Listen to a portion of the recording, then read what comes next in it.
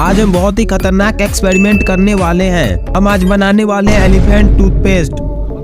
इसके लिए हमें ये दो chemical hydrogen peroxide and potassium permanganate की जरूरत पड़ेगी। पहले तो हमें हाइड्रोजन पेरोक्साइड को एक बोतल में निकाल लेना है। उसके बाद इसमें डिश वॉश या हैंड वॉश को ऐड कर देना है। अब एक दूसरे बीकर में नॉर्मल वाटर लेना है, देन इसमें ऐड करना है पोटेशियम परमैंगनेट।